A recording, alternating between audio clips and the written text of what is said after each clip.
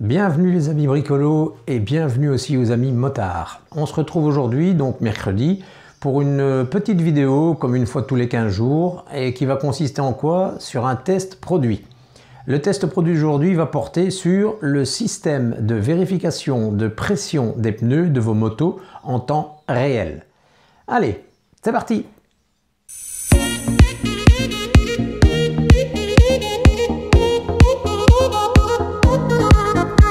Hey, salut les bricolos! Bienvenue sur la chaîne Bricole et Racagnac. Je suis très heureux de vous retrouver pour une toute nouvelle vidéo. Alors, j'espère que vous allez tous très bien. Et si vous êtes prêts, on y va! Go!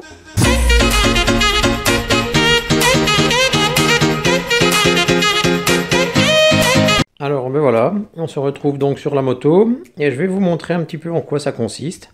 Donc, le petit appareil, le voici. Donc c'est ce qu'on appelle aussi un système de détection TPMS. Donc c'est un système qui permet de vérifier la pression de vos pneus en temps réel. Donc comme vous le voyez ici, l'appareil est hors tension, donc il est en stand-by, on peut appeler ça. Donc généralement, dès que vous allez prendre votre moto ou vous allez le toucher un petit peu, hop, voilà, il s'allume. Donc ici, vous voyez que les données ne sont pas inscrites, c'est tout simplement parce que les détecteurs ne sont pas branchés. Alors, il est constitué de quoi? Vous voyez donc ici un petit cache qui permet de venir mettre le raccordement USB pour effectuer la charge. Alors, je vous le dis tout de suite, la charge, ça tient facilement entre 15 jours, 3 semaines, voire parfois même un mois d'utilisation. Ça tient très longtemps. Alors ici, vous pouvez voir que vous avez un petit témoin de batterie qui est là. Donc ce qui veut dire que lorsque votre charge va diminuer sur votre appareil, ça va biper. Donc vous allez l'entendre. Autant aussi que si les détecteurs de vos roues, la petite pile qui se trouve à l'intérieur commence à diminuer, eh bien ça va biper également. Donc vous en serez averti. Voilà, alors de l'autre côté, qu'est-ce qu'il y a ? Donc de l'autre côté, vous voyez, il y a deux petits boutons. Un petit bouton ici qui sert à effectuer les réglages. Et un autre petit bouton ici qui permet, ou l'un ou l'autre, je ne sais plus exactement. Et le deuxième qui permet de changer les données sur l'écran. Donc de passer de bar en psy. C'est relativement simple pour la configuration. De toute façon, vous avez un petit mode d'emploi à l'intérieur. Mais franchement, vous n'avez même pas besoin. C'est très facile de configuration. Alors, c'est livré avec un petit support, donc comme ceci, un petit support amovible. Donc vous savez régler comme vous voulez. C'est livré également avec une petite bride de fixation que l'on peut venir mettre donc sur son guidon. Voilà. Alors, je vous montre également donc c'est le câble et le chargeur. Alors comme câble, moi j'utilise un câble donc USB micro USB, donc ce qu'il faut bien sûr pour venir se raccorder sur le petit appareil. Donc c'est USB micro USB en longueur de 3 mètres. Et un petit chargeur style chargeur GSM, donc 5 volts, donc 220 volts, 5 volts. Et pourquoi 3 mètres? Tout simplement parce que comme ça vous n'avez pas besoin de défaire votre appareil à chaque fois pour venir le rapprocher sur une prise pour le mettre en charge. Vous savez directement raccorder votre câble et votre chargeur sur une prise de courant en laissant votre moto dans le garage. Voilà. Alors les petits détecteurs, les voilà. Donc vous les voyez là sur la roue. Donc c'est ce qui se trouve ici au bout de mon doigt. Alors, vous voyez qu'il y a un petit écrou de 12.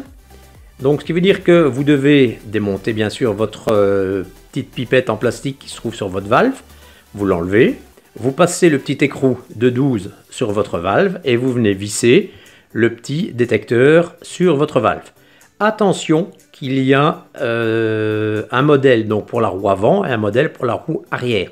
Donc, ça, c'est facile à voir parce que sur le détecteur, ça, je vais vous le montrer donc par la suite, vous avez la lettre F pour front et la lettre R pour rear, qui veut dire l'arrière. Donc front, l'avant, rear, l'arrière. Donc ça, vous ne savez pas vous tromper non plus. De toute façon, même si vous vous trompez, à l'appareil, il va vous mettre les données interverties, donc vous allez bien voir que la roue de derrière est toujours plus en pression que la roue de devant. Voilà. Voici donc le petit détecteur que j'ai démonté de la roue de devant. Donc vous voyez bien, il porte un numéro qui est le numéro de référence de la relation Bluetooth avec votre récepteur. Et alors vous voyez bien la petite lettre F qui veut dire front. Vous avez exactement la même chose avec la lettre R pour la roue arrière. Ici vous voyez celui donc sur la roue arrière. Donc même principe, il est vissé donc avec un petit écrou de 12 et vissé directement sur votre valve. Voilà. Donc on va passer un petit peu au fonctionnement de tout le système. Alors ici donc vous pouvez voir donc l'appareil allumé avec les pressions recommandées et indiquées. Donc 2 bars et demi pour l'avant, 2 bars 9 pour l'arrière. Et à côté, dans le petit rectangle jaune, les températures, à l'occurrence ici, 14 degrés, puisque la moto n'a pas roulé bien sûr.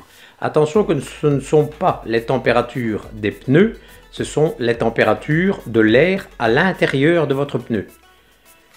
Voilà, donc ça c'est à savoir. Alors, donc l'appareil ici donc est allumé. Alors je vous montre en vitesse les petits réglages. Donc le petit bouton du bas, il sert simplement à régler la luminosité de l'appareil.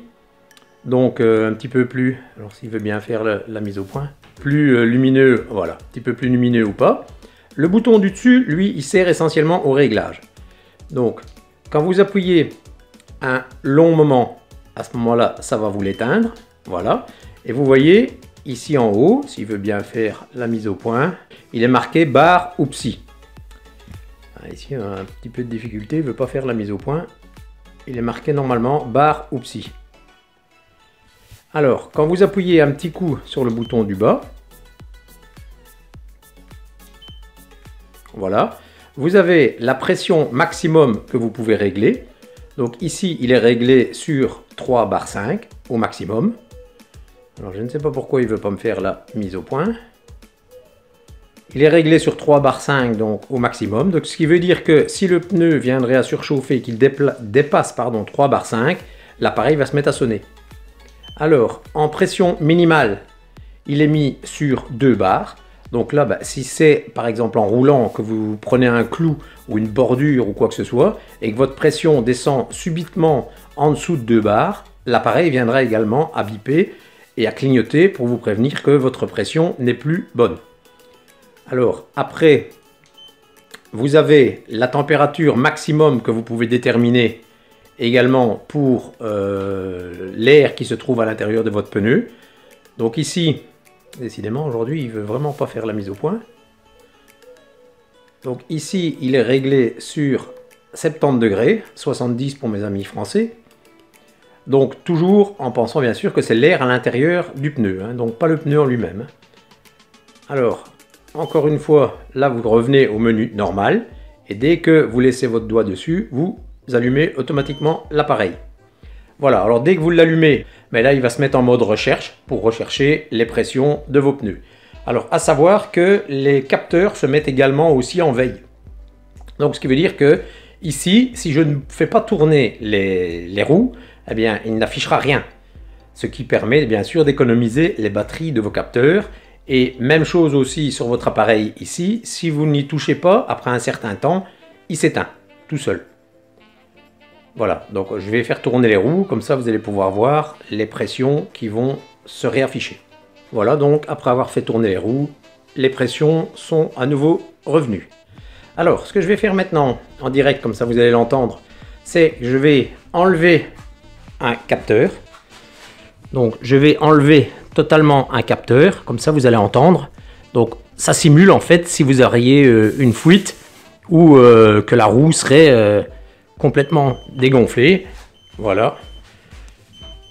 Vous pouvez voir que ça clignote et en même temps, je ne sais pas si vous pouvez l'entendre, on entend un bip qui vous prévient que votre pression a chuté ou qu'il y a un problème bien sûr à votre roue et vous voyez que c'est la roue de devant puisque c'est la partie supérieure. D'où l'importance de mettre le bon capteur à la bonne place. Donc voilà, ici nous avons vu tout le fonctionnement de l'appareil et alors il ne reste plus qu'à voir, c'est la mise en veille. Donc comme je vous ai dit, après un certain laps de temps, à force de ne pas bouger la moto, que la moto est bien à l'arrêt, eh bien l'appareil ainsi que les détecteurs, les valves vont se mettre en veille tout seuls. Et ils se rallumeront tout seuls dès que vous allez redémarrer la moto, la prendre ou la faire bouger pour aller sur la route.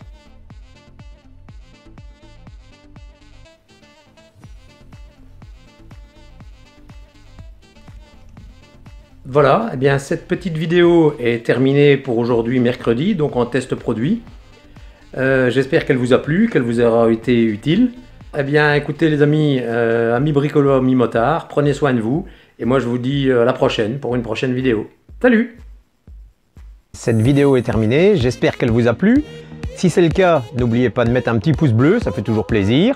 Et n'oubliez pas non plus de vous abonner, comme ça vous serez tenu au courant des prochaines vidéos à venir. Alors sur ce, portez-vous bien et je vous dis à la prochaine sur Bricoleur et Cagnac.